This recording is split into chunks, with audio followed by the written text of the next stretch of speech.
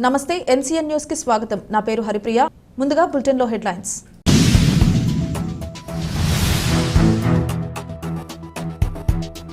బెంగళూరులో దక్షిణ భారత రాష్ట్రాలు కేంద్రపాలిత ప్రాంతాల మంత్రుల సదస్సులో పాల్గొన్న మంత్రి కందుల దుర్గేష్. దక్షిణాది రాష్ట్రాల్లో కేంద్ర ప్రభుత్వం పర్యాటక రంగం అభివృద్ధి, మౌలిక సదుపాయాల కల్పన, సాంస్కృతిక వారసత్వాన్ని ప్రోత్సహించడం వంటి కీలక ప్రాజెక్టులపై ప్రత్యేక దృష్టిని సారించి సమీక్ష నిర్వహించారని రాష్ట్ర పర్యాటక, సాంస్కృతిక మరియు సినిమాటోగ్రఫీ శాఖ మంత్రి కందుల దుర్గేష్ తెలిపారు. కేంద్ర పర్యాటక, సాంస్కృతిక శాఖ మంత్రి గజేంద్ర షెకావత్ దక్షిణ భారత రాష్ట్రాలు మరియు కేంద్రపాలిత ప్రాంతాల మంత్రుల సదస్సును బెంగళూరులో పెట్రోలియం మరియు సహజ వాయువు పర్యాటక శాఖ సహాయ మంత్రి సురేష్ గోపి సమక్షంలో ప్రారంభించారు.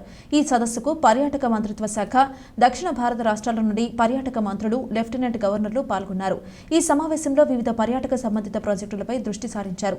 దక్షిణాది రాష్ట్రాల్లో కేంద్ర ప్రభుత్వ ప్రాయోజిత పథకాల కింద అన్ని కీలక ప్రాజెక్టులపై సమీక్షించారు.